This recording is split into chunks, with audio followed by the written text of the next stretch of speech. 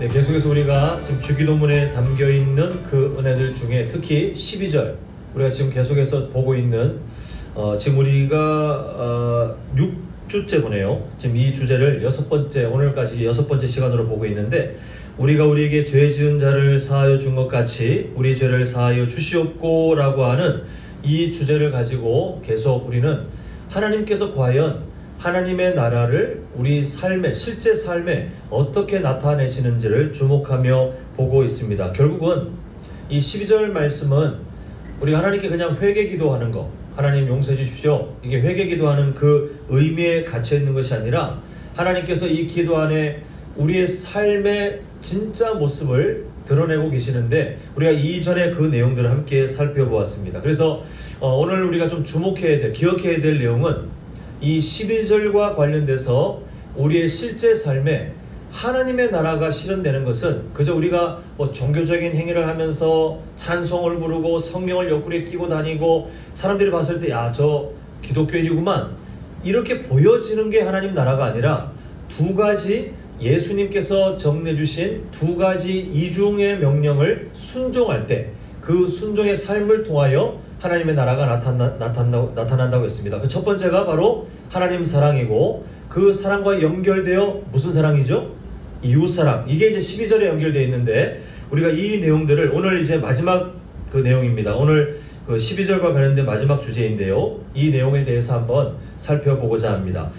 주기도문은 좀 그 복합적인 영적 교훈을 담고 있는 것 같습니다. 그럴 수밖에 없는 것이, 예수님께서 거짓된 하나님의 나라가 막 판을 치고 있을 때에 이 땅에 공생의 사역을 하시면서 그 제자들에게 자, 바른 하나님의 나라가 뭔지 내가 알려주겠다 라고 하시면서 그 신앙 교육 자료로 주기도문을 알려주셨기 때문에 그냥 간단하게 기도문 이렇게 해주세요, 여기에 그치는 것이 아니라 그것과 연결된 하나님께서 어떤 것을 하나님의 나라로 기뻐하시고 또 그 안에 소속된 사람은 어떤 삶을 살아가야 되는지에 대한 내용들이 그 주기도문 안에 함축적으로 담겨 있습니다. 그래서 우리는 그냥 표면적으로 읽어지는 그 내용들과 함께 또 성경 다른 곳에서 연결되는 다른 내용들을 함께 좀 볼 필요가 있겠는데요.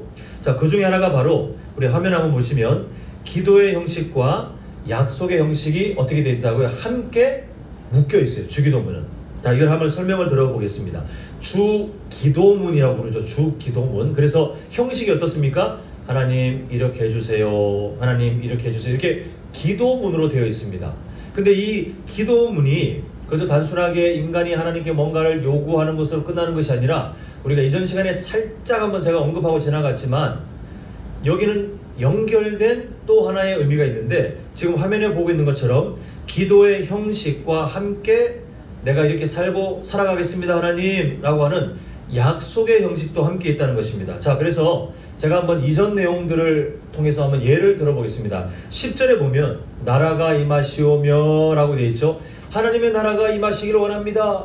하나님의 나라가 이 세상 가운데 임해서 하나님의 통치가 있기를 원합니다. 이런 기도 제목이에요. 근데 그때 하나님의 나라가 임하시길 소망합니다 라고 그치지 않고 어떤 약속이 함께 주어지냐면, 하나님, 제가 먼저 그 하나님 나라의 통치, 하나님의 통치를 받으며 살겠습니다 라고 하는 그런 겸손한 약속이 여기 함께 연결되어 있어요. 이걸 뗄 수가 없어요. 자, 11절 우리에게 일용할 양식을 주시옵고 라고 보았습니다. 그냥 기도문만 보면 하나님 오늘 나의 생명을 책임져 주시고 내가 살아가는데 주님께서 내 삶을 인도해 주시고 보호해 주시고 붙들어 주시옵소서라는 기도 내용처럼 보이지만, 또 하나 약속이 자동으로 따라 붙는데요, 우리가 이 일용할 양식과 연결돼서 우리에게 가장 연약할 수 있는, 그래서 만몬신이라는 얘기를 예수님이 계셨던 시대에 언급되었던 만몬주의, 만몬신, 돈이 우상되고 먹고 사는 문제가 중요하긴 하나 그걸 우상 삼아서 살아갔던 그것, 그래서 예수님이 비유하실 때도 하나님과 돈을 두 주인을 섬길 수 없다라고 비유하실 만큼 그렇게 강력한 우상인 이 돈에 대하여 우리가 딱 끊는 거예요. 돈을 끊는 것이 아니라 돈에 대하여 우상으로 삼지 않겠다고 하는 결단을 하는 것이 바로 주기도문을 따라가는 우리의 삶이다라고 보았습니다. 그래서 일용할 양식을 주시옵고의 간구와 함께 동시에 어떤 약속이 주어지냐면, 하나님, 나는 이 세상을 우상으로 삼지 않고, 이 세상의 돈을 우상으로 삼지 않고, 이 세상에 먹고 사는 것이 내 우상이 되지 않고, 오직 하나님을 철저히 신뢰하며 하나님께서 나를 인도하실 것을 기다리며 살겠습니다 라고 약속하는 것이 연결되어 있다는 거예요.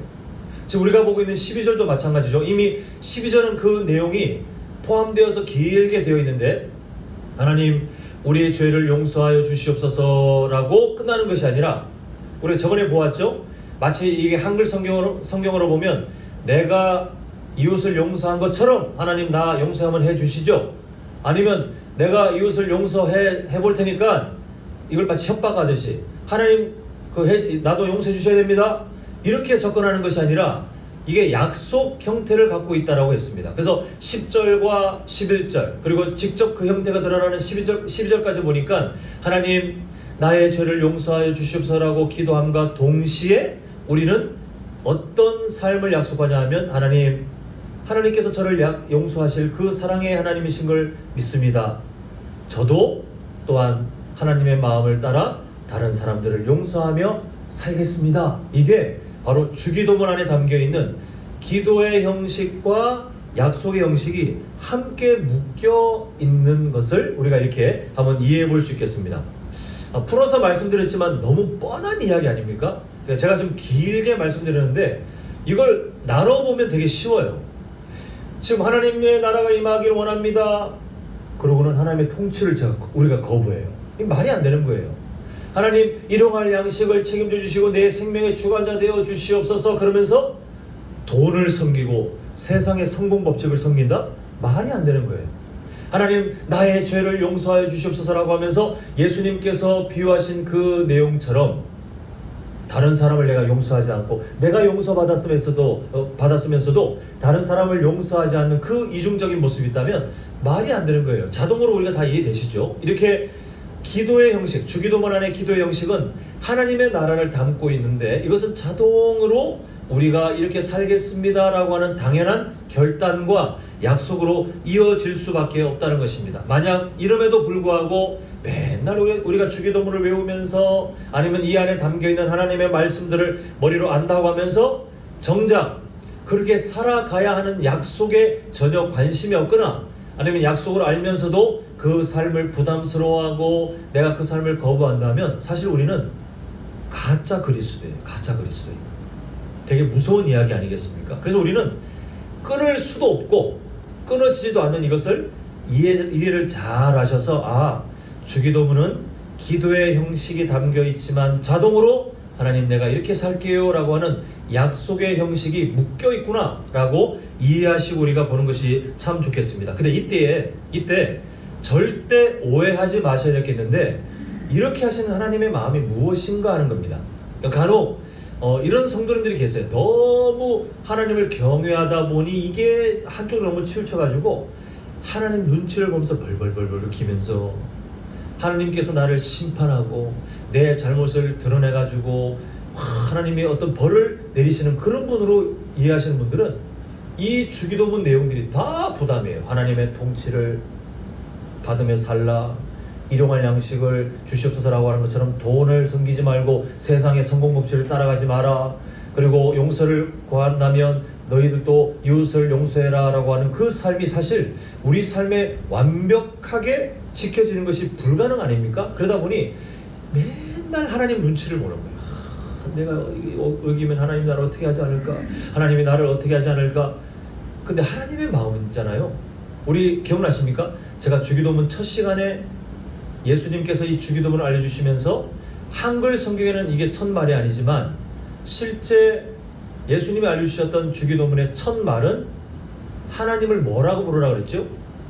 아빠, 아버지도 아니고 무려 아빠라고 부르는데 그 아빠가, 그 친밀하신 아빠가 막 불에 그 눈에 쌍심지를 켜고 한번 틀리기만 해봐. 아주 그냥 10절의 내용 어기기만 해봐. 나의 통치를 거부하기만 해봐. 11절의 내용 어기기만 해봐. 돈을 우상으로 섬기고 만몬주의 끌려 살기만 해봐. 12절을 어기기만 해봐. 아주 다른 사람 용서 안 하고 다른 사람 사랑하지 않기만 해봐. 내가 아주 너를 저주하며 너를 죽일 거야. 이게 아빠의 모습입니까? 절대 아니에요. 하나님께서 우리에게 이렇게 살아라 하시면서 그 기도문에 약속을 이끌어내시는 이유가 뭐냐 하면 우리를 보호하시는 거예요. 우리를 당부하시는 겁니다. 제가 아직 그 딸이 철이 덜려면 아직 먼 것 같아요. 아직 멀잖아요. 그래서 부모 입장에서 뭔가를 자꾸 알려줄 수밖에 없는데 제한테는 그게 계속해서 반복되는 연약함. 예를 들면 뭐 위험한 것들을 그냥 뭐 고민하라고 만진다거나 아니면 이게 절대로 나중에 나이 들면 하지 않을 건데 그냥 딱 있는 거를 장난처럼 이렇게 입에 막 집어넣는다거나 이렇게 해롭잖아요. 그러니까 제가 왜 이걸 하지 마라 막 설명을 덧붙이고 계속해서 제재를 하냐 하면 제 딸을 보호하고 싶은 거예요. 제 딸이 위험에 처하지 않도록 아니면 몸에 해로운 것을 가까이 하지 않도록 그렇게 계속해서 당부하는 그 마음이 아이 입장에서는 아버지가 날 또 야단치네, 아버지가 자꾸 나한테 뭘 하지 말라고 하네라고 오해할지는 모르겠으나 성도님들은 이해하시지 않습니까? 제가 어떤 마음으로 제 딸에게 칼 만지지 마라 그리고 뭐 입에 아무거나 넣지 마라 하는 그 마음이 뭔지 아시잖아요. 하나님께서도 마찬가지예요. 주기도문에 담겨있는 기도문과 함께 우리에게 약속을 요구하시는 거. 너 약속해야 돼. 이렇게 산나긋고 결단해야 돼. 나에게 이것을 서약하고 너 정말 그렇게 살아야 돼 라고 하시는 것은 그렇게 안 살면 우리가 하나님 나라를 잃어버리고 교회다움을 잃어버리고 성도다움을 잃어버려서 이 세상에 하나님이 주신 정말 많은 복들을 다 잃어버리고 악취나는 인생으로 전락할 수 있기 때문에 하나님은 우리를 보호하시는 거예요.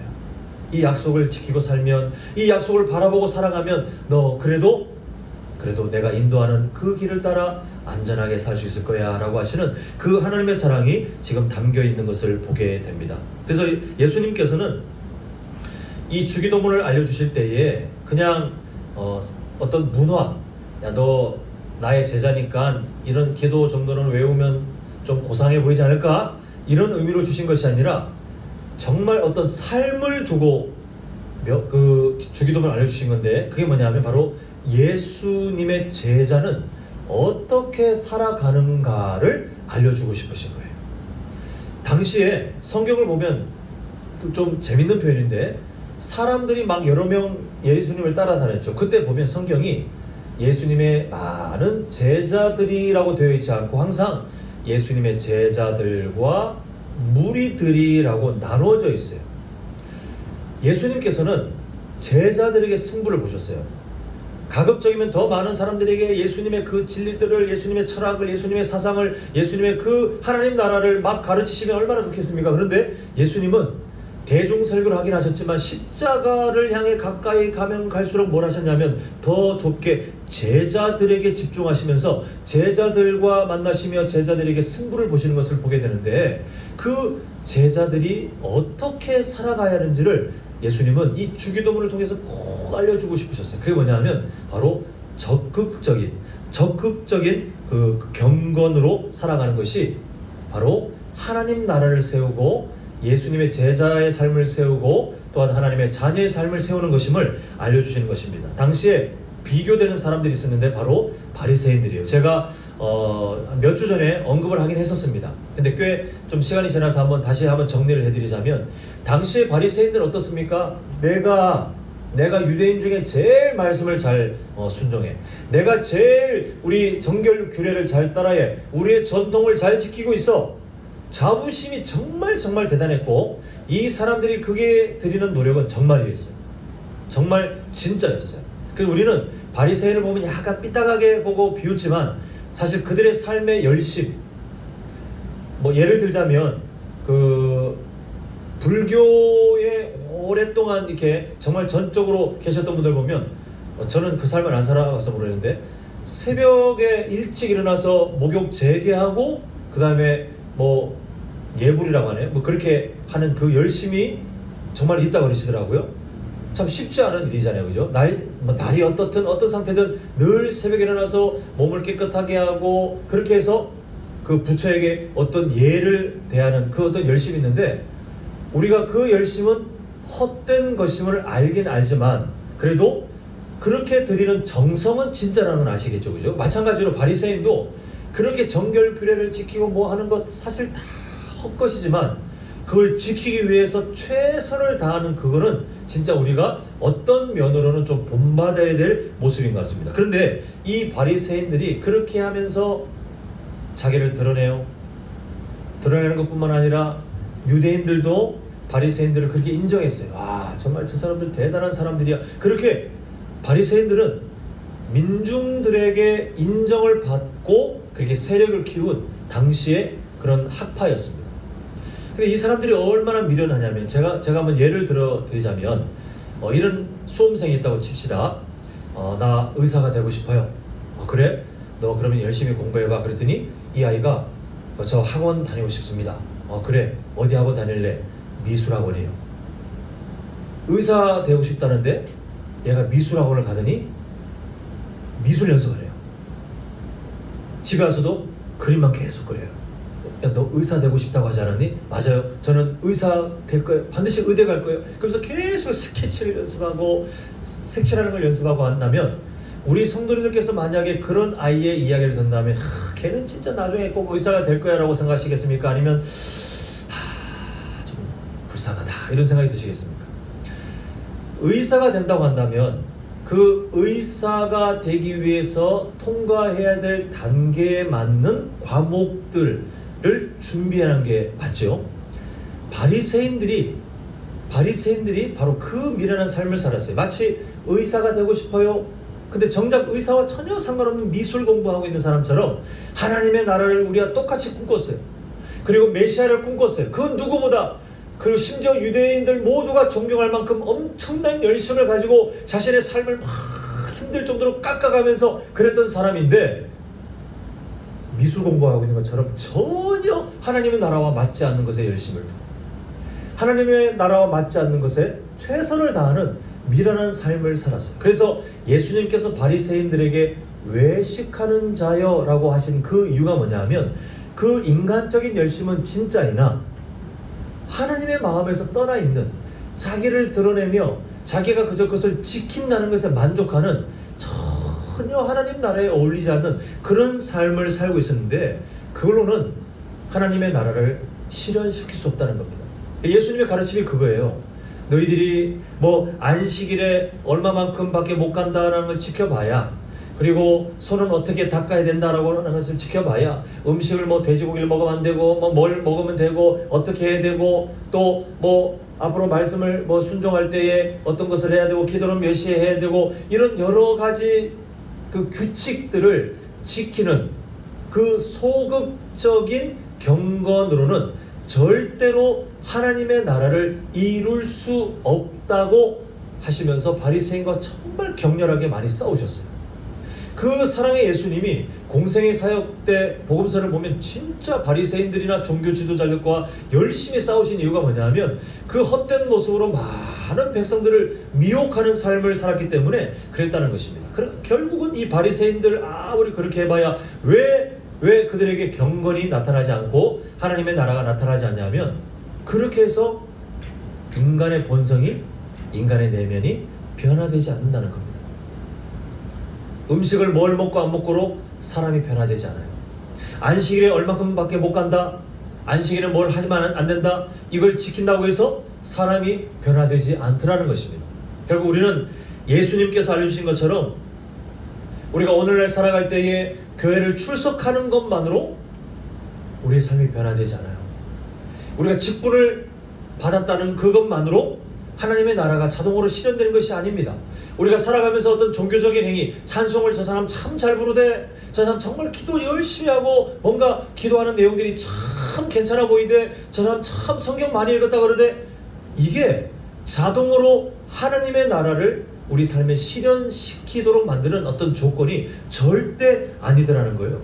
정말 무서운 것은 교회 열심히 출석하면서도 하나님의 통치를 거부할 수 있어요. 직분을 가지고 있으면서도 만몬신을 열심히 섬길 수 있어요.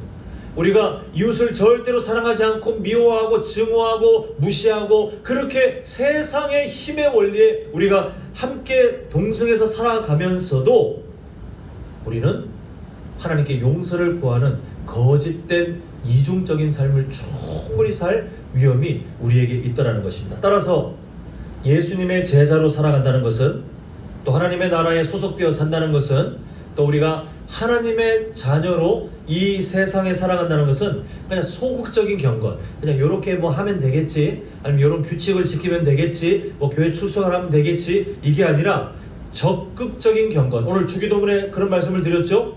기도의 형식과 약속의 형식이 함께 연결되어 있는데, 이 약속의 형식이 적극적인 경건 훈련이에요. 하나님 이렇게 살겠습니다. 하나님의 통치를 따를게요. 하나님 세상 신을 섬기지 않고 하나님만 철저히 의지할게요. 하나님께서 나를 용서하시는 것처럼 이웃을 사랑하고 이웃을 섬기고 원수도 제가 용서하며 살게요. 이게 적극적인 경건이에요. 그때 하나님의 나라가 우리 삶에 실현되어 간다는 것을 예수님께서는 알려주시면서, 그렇게 사는 사람만 예수님의 제자로 살 수 있다라고 그 방법을 우리에게 알려주신 것을 보게 됩니다.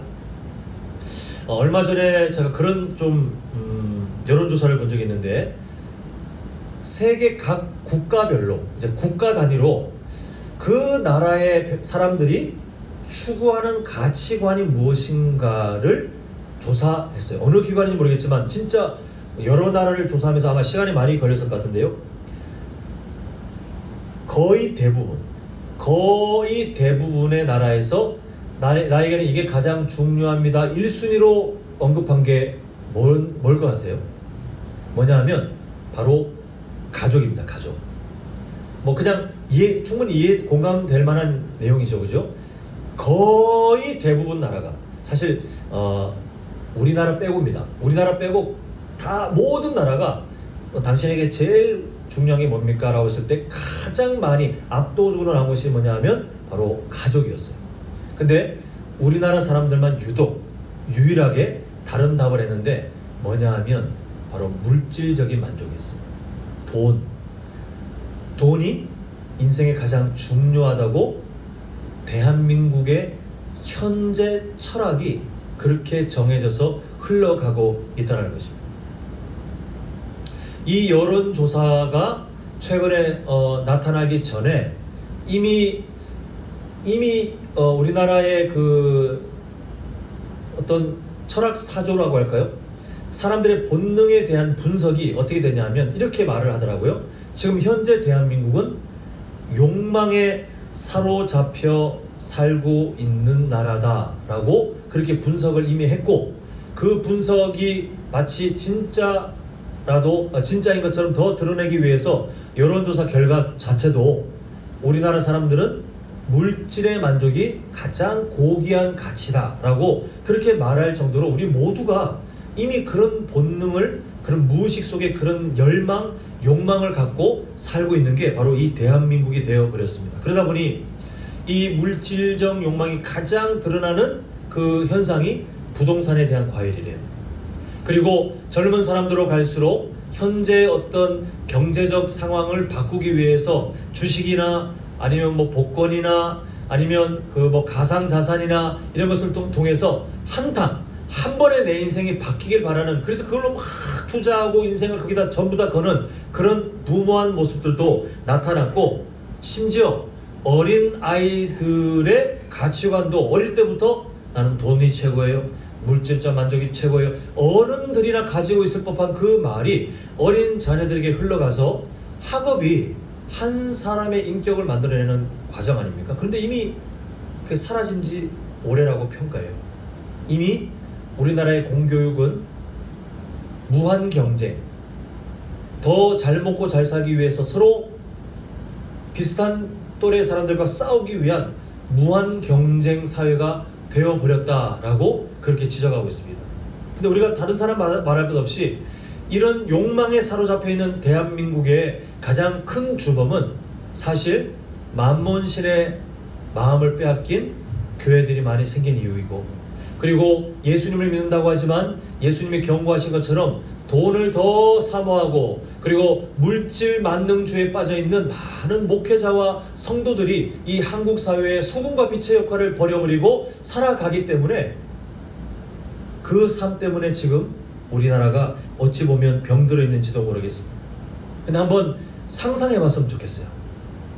이런 대한민국 가운데 여전히 예수님은 주기도문에 담겨있는 하나님의 마음을 우리에게 가르치고 계세요.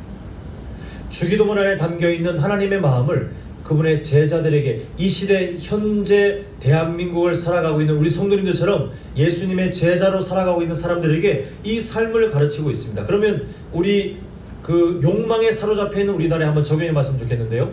만약 이런 시대 가운데 주기도문 안에 담겨있는 하나님의 뜻을 따라가고자 하는 사람이 있다면 제일 먼저 하나님 사랑이 무엇으로 나타나냐면 하나님을 인정하는 삶으로 나타나죠.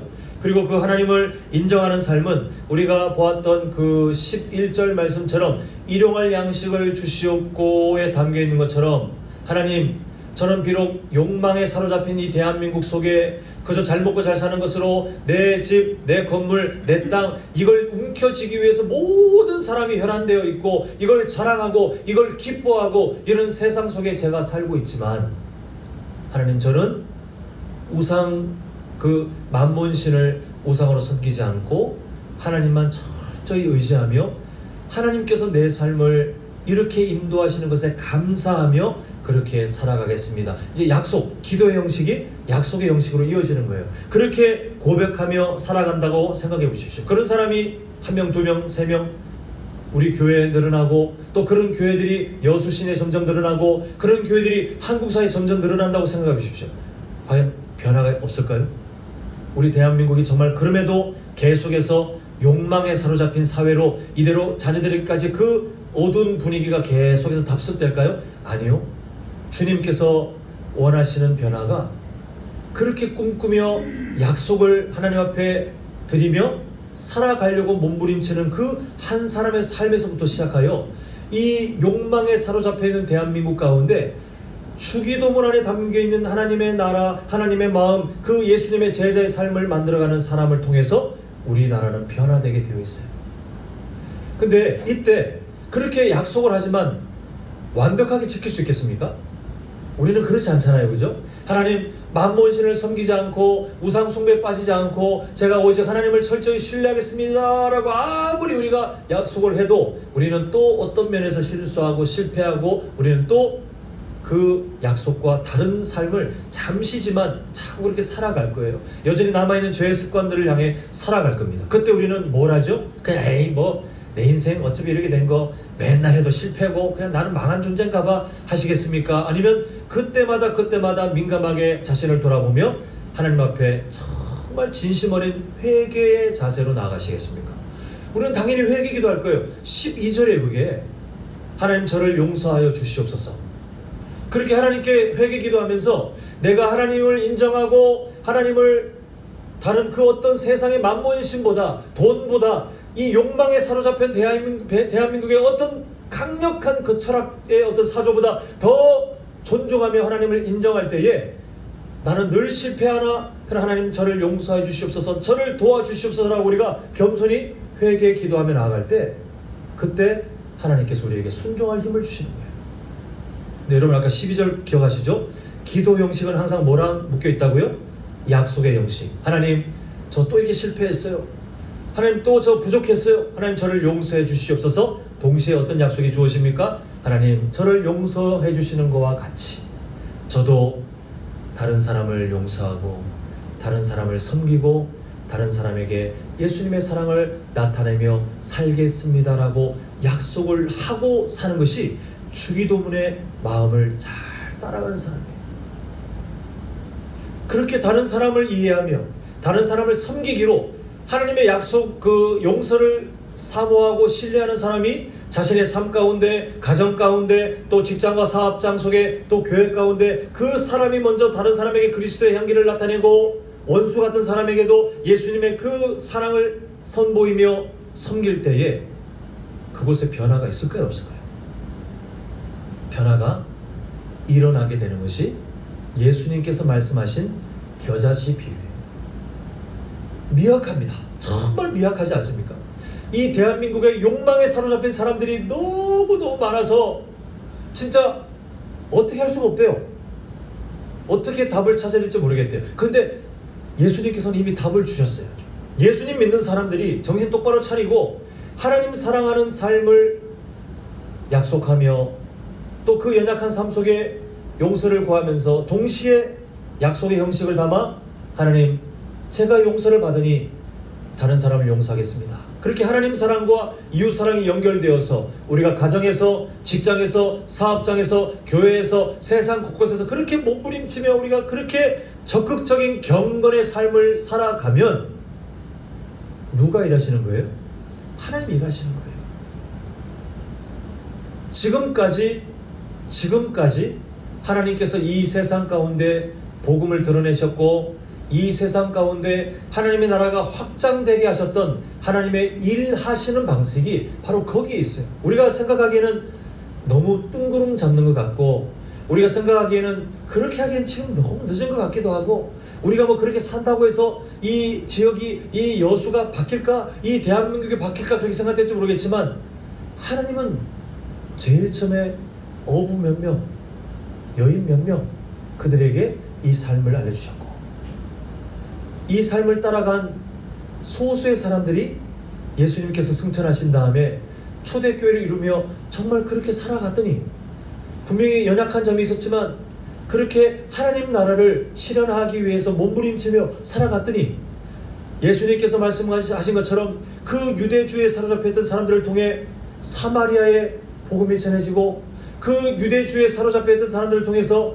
이방 땅의 복음이 전해지고, 그 복음이 점점 겨자씨 비유처럼 더 넓게 퍼지더니 지금 우리가 예수님 믿고 하나님의 자녀로 살고 있는 놀라운 기적이 일어났는데, 하나님께서는 지금도 그렇게 일하고 싶으시다는 거예요. 우리를 통해 그렇게 일하겠다고 하는 것이 바로 하나님의 약속입니다. 사랑하는 성도 여러분, 이제 말씀을 맺어갑니다. 지금 아까 전에 여론조사 결과도 말씀드렸고, 우리가 충분히 생각하는 것처럼 우리가 살고 있는 이 세상을 보면, 특히 다른 나라보다 특히 우리나라가 지금 너무 많이 그 만몬주의에 의해서 병들어 있는 것 같아요. 앞으로 우리 자녀들이 살아갈 세상에 과연 그 자녀들은 어떤 삶을 배우며 살게 될까, 많은 염려가 되는 그런 시대를 살고 있습니다. 그런데 이런 악한 시대 흐름을 따라 어르신부터 어린아이까지 똑같이 욕망에 사로잡혀서 물질을 통해서 충족받기를 원하고 돈을 최고로 생각하는 가치관이 넘친다 할지라도, 아까 전에 정리해드린 것처럼 우리 한 사람이 주기도문에 담겨있는 하나님 나라를 잘 배우고, 그리고 그 삶을 따라 내가 살아가고 있는 삶의 현장 속에서 적극적인 경건의 자세로 하나님 나라를 약속하고, 또 하나님께 용서받는 그 삶을, 또한 이웃 사랑을 전해주기로 약속하며, 우리가 그렇게 주기도문 안에 있는 삶의 모습들을 약속하면서 끊임없이 몸부림치고 살아가면 하나님께서는 우리를 통해 일하시겠다 이렇게 말씀하시면서 세상이 줄 수 없는 샬롬, 세상이 줄 수 없는 평화를 연약한 우리지만 우리를 통해 우리 가정에, 우리 교회에, 우리가 살아가는 삶의 현장마다, 또 예수 그리스도의 그 복음이 필요한 누군가에게 우리를 통해서 하나님은 영원 구원의 역사가 일어나도록 그렇게 하시겠다는 것이 바로 성경에 담겨있는 하나님의 역사입니다. 그래서 우리는 예수님께서 하셨던 그 비유를 기억하셨으면 좋겠어요. 겨자씨 비유. 미약하지만 하나님은 충분히 하십니다. 우리는 연약하지만 하나님께서 우리를 사용하시면 우리를 통해서 하나님의 나라가 실현되고 영원 구원의 역사가 나타날 것입니다. 또 누룩 비유. 하나님께서 이미 우리에게 그렇게 역사하고 계세요. 나는 정말 변화될 수 있을까? 어제도, 그저께도, 일주일 전에도, 한 달 전에도 똑같은 것 같은데, 아니요. 우리 안에 계신 성령께서 우리를 마치 누룩이 그 반죽을 변화시키는 것처럼 우리 안에 계신 성령 하나님의 은혜가 우리를 변화시키셔서 하나님의 나라로, 예수님의 제자로 살 수 있도록 우리의 생각과 우리의 말과 우리의 행동들을 바꿔나가시는 그 변화를 이미 우리는 경험하고 있습니다. 또한 우리의 그 변화된 삶을 통하여 다른 누군가가 또한 그 변화를 배워 살아가는 것, 이게 바로 누룩의 비유인데, 사랑하는 우리 성도님들께서 이미 이 주기도문의 삶을 통해서 그 삶을 배우고 계시고, 또한 그렇게 우리가 이미 그 삶을 살아가고 계신 줄 믿습니다. 이제 우리가 이 삶을 좀 기억하시면서 한번 화면에 있는 내용을 한번 같이 읽어보도록 하겠습니다. 자, 함께 읽겠습니다. 시작. 예수님께서 가르치신 기도를 따라 우리가 살아가면 그곳에 하나님의 나라가 실현됩니다.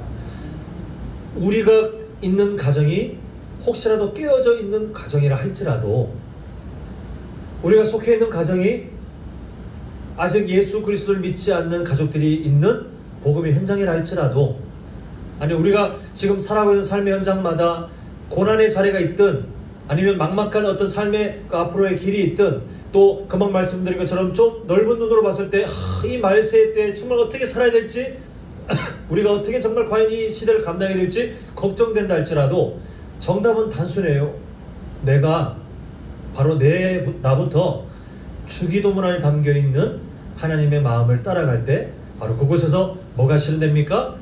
하나님의 나라가 실현되게 하겠다고 바로 성령님께서는 우리를 도우시고 또한 말씀에 이미 그렇게 약속되어 있다는 것입니다. 바라기는 우리 성도님들, 균형 잡힌 성도, 균형 잡힌 우리 교회는 그저 이론으로 되는 것이 아니라 살아내야 돼요.